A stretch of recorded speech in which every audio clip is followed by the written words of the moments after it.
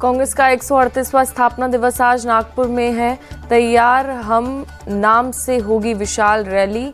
RSS के गढ़ से लोकसभा चुनाव प्रचार का होगा शंखनाद। सोनिया गांधी, राहुल गांधी, प्रियंका गांधी और मल्लिकार्जुन खड़गे समेत सभी राज्यों के प्रदेश को अध्यक्ष होंगे शामिल। सभा को करेंगे संबोधित। सभा को सुनने 2 लाख से ज्यादा कांग्रेस कार्यकर्ताओं के पहुंचने का दावा। महंगाई, बेरोजगारी, भ्रष्टाचार समेत कई मुद्दों को उठाएंगे। सीएम योगी का आज अयोध्या दौरा। हनुमानगढ़ी और श्री राम जन्मभूमि में करेंगे दर्शन पूजन। राम मंदिर निर्माण कार्यों का जायजा लेंगे सीएम योगी। प्रधानमंत्री के प्रस्तावित कार्यक्रम को देखते हुए करेंगे समीक्षा बैठक। अयोध्या रेलवे स्टेशन अब अयोध्या धाम जंक्शन हुआ। पीएम 30 दिसंबर को करेंगे लोकार्पण।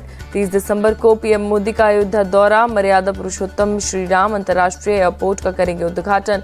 नए बने रेलवे स्टेशन का भी लोकार्पण करेंगे। पीएम मोदी अयोध्या में जनसभा को करेंगे संबोधित और एयरपोर्ट से रेलवे स्टेशन तक होगा road show. PM Modi Ayodhya में वंदे भारत और अमृत भारत एक्सप्रेस को दिखाएंगे हरी झंडी। दौरे को लेकर तैयारियां तेज।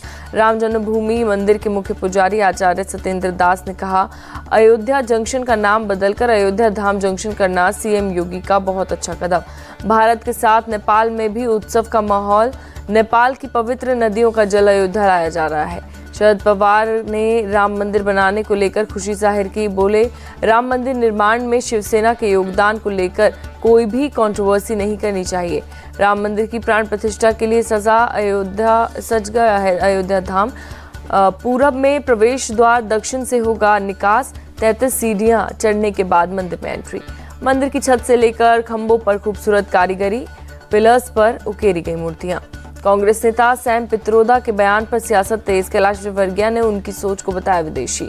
वीएचपी नेता आलोक कुमार ने कहा, सैम पित्रोदा का बयान कांग्रेस को सोच दर्शाता है। शरद पवार का बीजेपी पर निशाना। लोगों को जुटाने के लिए बीजेपी के पास राम मंदिर के अलावा कोई मुद्दा नहीं। राम मंदिर के प्राण प्रतिष्ठा समारोह में शामिल नहीं होगी ममता बनर्जी। 22 जनवरी को है कार्यक्रम। भगवान राम को काल्पनिक बताने वाले अब दर्शन के लिए परेशान। डिप्टी सीएम केशव प्रसाद मौर्य का निशाना। अयोध्या दौरे पर deputy CM Keshav Prasad Maurya Shri Ram international airport का करेंगे निरीक्षण। प्रयागराज में संगम तट पर सीएम योगी ने की गंगा पूजा। माघ मेले की तैयारियों का भी लिया जायजा। पहली बार 800 हेक्टेयर क्षेत्र में होगा माघ मेले का विस्तार। प्रयागराज में निरीक्षण के बाद बोले योगी आदित्यनाथ। दिल्ली में आज और कल देश भर के मुख्य सचिवों का राष्ट्रीय सम्मेलन। पीएम मोदी सम्मेलन की करेंगे शिरकत। सम्मेलन का मुख्य विषय ईज ऑफ लिविंग है। भूमि, बिजली, पेयजल, स्वास्थ्य और स्कूली शिक्षा जैसे कई मुद्दों की हो सकती है चर्चा। दिल्ली के दौरे पर आज आ रहे हैं सीएम नीतीश कुमार। जेडीयू के राष्ट्रीय पदाधिकारियों की होनी है बैठक। 29 दिसंबर को दिल्ली में होगा पार्टी की अहम बैठक। फर्स्ट हाफ में जेडीयू की राष्ट्रीय कार्यकारिणी और सेकंड हाफ में राष्ट्रीय परिषद की होगी बैठक में ललन सिंह भी शामिल होंगे। बिहार में सियासी उलटफेर की अटकलों के बीच अहम माना जा रहा है दौरा। सूत्रों के हवाले से खबर, जेडीयू में टूट का खतरा। जेडीयू के 11 एमएलए ने की गुप्त बैठक। बिना बताए विधायक होने की बैठक। ललन सिंह के इस्तीफे की खबरों को विजय चौधरी ने बताया गलत। कहा, महागठबंधन पूरी तरीके से एकजुट है। पटना में सीएम नीतीश से मिले पूर्व सांसद आनंद मोहन। जेडीयू में जाने की अटकलें। केंद्रीय मंत्री अमित शाह आज आएंगे तेलंगाना। पार्टी की बैठक में लोकसभा चुनाव की तैयारियों पर करेंगे चर्चा। 4 मीनार, भाग्य लक्ष्मी मंदिर में ही जा सकते हैं अमित शाह। स्मृति ईरानी का आज अमेठी दौरा। दिव्यांगजनों को कृत्रिम उपकरण मंत्री बांटेंगे। संकल्प यात्रा कार्यक्रम में भी होंगी शामिल। सुप्रीम कोर्ट के निर्देश के बाद पंजाब और हरियाणा सतलुज यमुना लिंक पर आज फिर से बात करेंगे। चंडीगढ़ में दोनों राज्यों के सीएम के साथ केंद्रीय मंत्री गजेंद्र सिंह शेखावत की मीटिंग। आरएसएस प्रमुख मोहन भागवत 3 दिवसीय असम दौरे पर माजुली पहुंचे। आज धर्म गुरुओं के सम्मेलन को करेंगे संबोधित। भारत के विदेश मंत्री एस जयशंकर ने रूस के राष्ट्रपति व्लादिमीर पुतिन के साथ बैठक की। पुतिन को प्रधानमंत्री मोदी के नाम की एक चिट्ठी भी दी गई। बैठक के दौरान पुतिन ने पीएम मोदी को रूस आने का न्योता दिया। विदेश मंत्री एस जयशंकर के दौरे पर हैं। 2024 को लेकर राहुल गांधी निकालेंगे भारत न्याय यात्रा। 14 जनवरी से शुरू होगा सफर। 6200 किलोमीटर की होगी पूरी पदयात्रा। राहुल की भारत न्याय यात्रा में शामिल होंगे फारूक अब्दुल्ला। 14 जनवरी से इम्फाल से शुरू हो रही है यात्रा। राहुल ने पहले यात्रा की तो सब राज्यों में हारे, अब कौन सा तीर मार लेंगे केंद्रीय मंत्री गिरिराज सिंह का निशाना। राहुल की यात्रा से कुछ नहीं होगा, वो सिर्फ मनोरंजन के लिए कर रहे हैं, हरियाणा के मंत्री अनिल विज का निशाना। पीएम मोदी की विकास यात्रा से ध्यान भटकाने की कोशिश कर रहे राहुल, केंद्रीय मंत्री अनुराग ठाकुर का निशाना। राहुल गांधी की भारत न्याय यात्रा पर एमपी के मंत्री प्रहलाद पटेल का तंज, कहा जब साख सख्त हो जाता है तो कुछ भी काम नहीं आता। जम्मू में रक्षा मंत्री राजनाथ सिंह, एलजी मनोज सिन्हा की हाई लेवल मीटिंग, आर्मी के सीनियर अधिकारी, पुलिस और इंटेलिजेंस अधिकारी के साथ हुई मीटिंग। जवानों पर कोई नजर डाले बर्दाश्त नहीं, राजौरी में बोले रक्षा मंत्री राजनाथ सिंह। पुंछ के बफलियाज और डेरा की गली इलाके में बढ़ाई गई सुरक्षा, वाहनों की हो रही चेकिंग, आतंकियों की तलाश जारी। 2024 के लिए कांग्रेस ने कसी कमर, दिल्ली में हिमाचल के नेताओं की मीटिंग। खड़गे राहुल ने लोकसभा चुनाव पर की चर्चा। लोकसभा चुनाव को लेकर बनी रणनीति, जीत सुनिश्चित करने पर रहा फोकस। मीटिंग के बाद बोले हिमाचल के सीएम सुक्खू। आंध्र के नेताओं से भी मिले राहुल खड़गे, लोकसभा चुनाव को लेकर किया मंथन। कांग्रेस पार्टी 2024 की लड़ाई के लिए तैयार, बैठक के बाद बोले सांसद मणिकम टैगोर। यूपी में कांग्रेस को 10 सीट देना चाहता है सपा गठबंधन, सूत्रों की खबर। प्रस्ताव पर कांग्रेस ने अभी कोई फैसला नहीं लिया। यूपी में 60 सीट पर लड़ना चाहती है सपा, चंद्रशेखर आजाद को नगीना सीट देने से तैयार।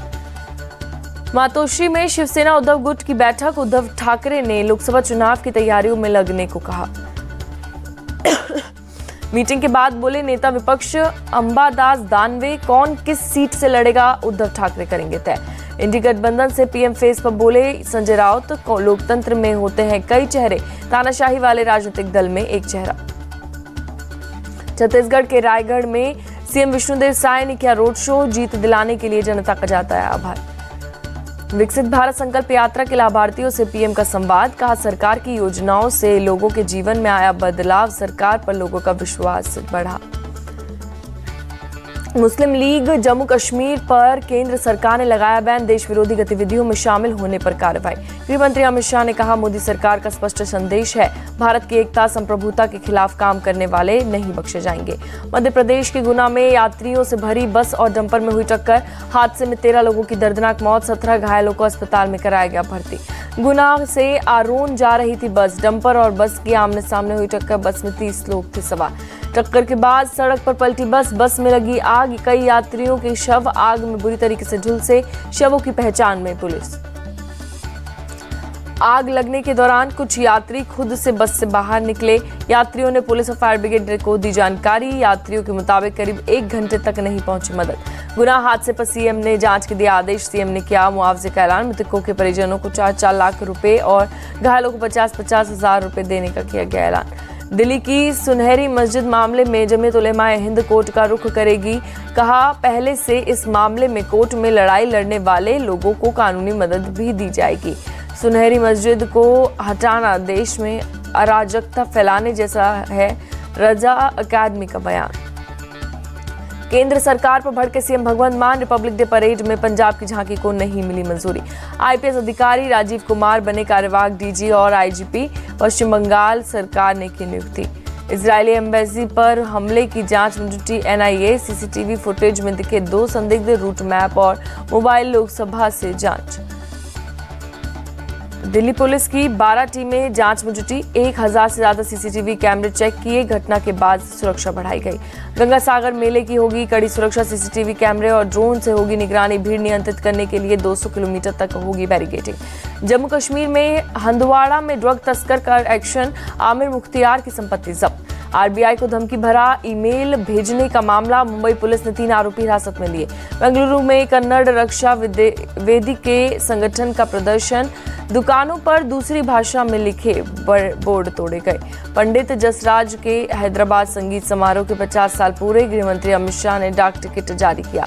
पंजाब में इस साल 60 एनकाउंटर हुए, जिनमें से 9 गैंगस्टर मारे गए, 482 की हुई गिरफ्तारी, आईजी सुखचैन गिल ने जानकारी दी।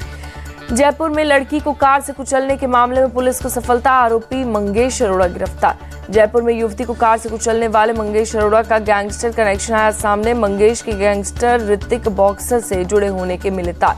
हत्या में शामिल कार का वीडियो आया सामने। कार पर लगा है विधायक का स्टिकर। 2019 का विधानसभा का एंट्री पास भी लगा है कार पर। राजस्थान के झालवाड़ा में महिला के साथ गैंगरेप, 2 अज्ञात लोगों ने घटना को दिया अंजाम। एमपी के नर्मदापुरम में रेप के आरोपी के खिलाफ प्रशासन का एक्शन। आरोपी के अवैध निर्माण पर चला अवैध बुलडोजर। अगरतला में पुलिस ने एक ट्रक गांजा किया जब्त। पुलिस ने गांजा लेकर जा रहे ट्रक ड्राइवर को भी गिरफ्तार किया। मुंबई के मलाड में एक शॉपिंग सेंटर में लगी भीषण आग। मौके पर पहुंची फायर ब्रिगेड की टीम कड़ी मशक्कत के बाद पाया आग पर काबू। शॉपिंग सेंटर की पहली मंजिल पर लगी थी आग। आग से किसी को नुकसान नहीं।